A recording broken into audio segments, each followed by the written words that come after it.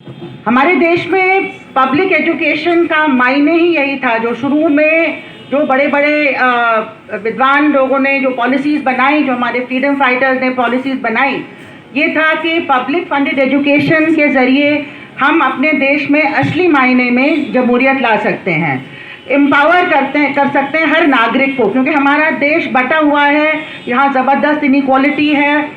हज़ारों सालों से कास्ट सिस्टम की वजह से, पेट्रियार्की की वजह से, फ्यूडलिज्म की वजह से जो हालात है, हमारा देश डेमोक्रेसी नहीं कहलाया जा सकता। तो उसको असली मायने में लाने के लिए शिक्षा बहुत ज़रूरी है कि हर आखिरी नागरिक तक वो शिक्षा पहुँचे।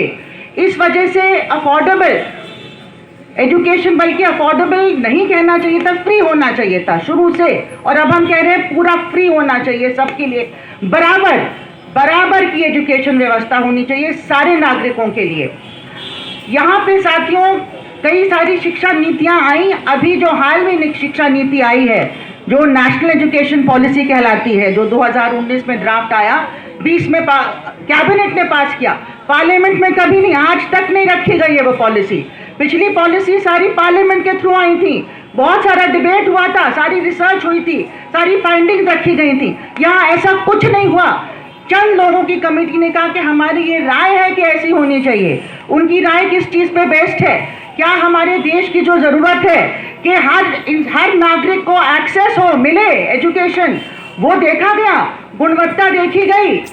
क्या हम चाह रहे हैं कि हमारा एजुकेशन प्राइवेटाइज हो जाए? फिर कैसे आम जनता पढ़ पाएगी? क्या हम चाहते हैं कि हमारा एजुकेशन कॉर्पोरेटाइज हो जाए, वहाँ पे कोई डेमोक्रेसी ना रहे, सोचने की आज़ादी ना रहे, कोई डेमोक्रेटिक प्रोसीजर्स नहीं रहे?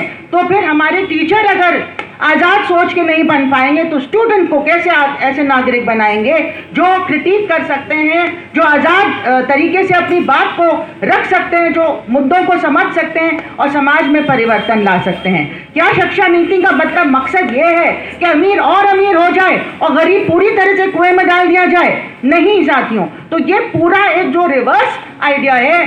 कभी भी किसी शिक्षा नीति का मकसद ये नहीं हुआ, लेकिन इस शिक्षा नीति से यही निकल के आ रहा है।